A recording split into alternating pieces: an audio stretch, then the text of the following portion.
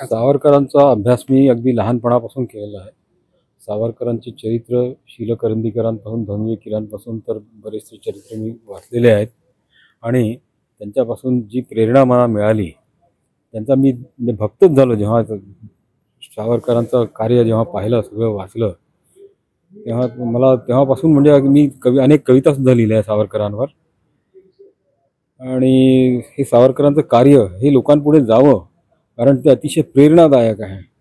लोकांना देशभक्तीची प्रेरणा त्यापासून मिळू शकते आणि देशभक्तीची जर भावना जागृत करायची असेल तर सावरकरांचं चरित्र हे लहान मुलांपासून तरुणांपासून तर आबालवृद्धांपर्यंत सगळ्यांपर्यंत पोहोचणं आवश्यक आहे. या उद्देशाने मी हे लेखन केलेलं आहे. आता या नाटकाचा प्रवास कसा सुरू आहे? याचे 25 प्रयोग झाले. याचा पहिला प्रयोग नागपूरला संस्कार भारतीने घेतला होता आणि कांचन नितीन गडकरींच्या मिसेस कांचन गडकरी या संस्कार भारतीच्या अध्यक्ष आहेत.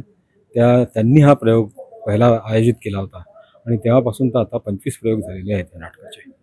पुण्याला प्रयोग झाला, नागपुरात 8 प्रयोग झालेले आहेत आणि विदर्भात अनेक ठिकाणी या नाटकाचे प्रयोग झालेले आहेत. कसा प्रतिसाद आहे नाटकाला? खूप चांगला.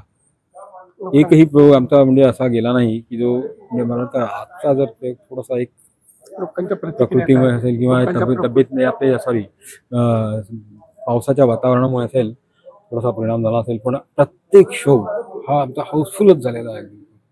एकही शो असा नाही की जो हाऊसफुल झाला. नाटक पाहिल्यानंतर लोकांच्या प्रतिक्रिया काय असतात?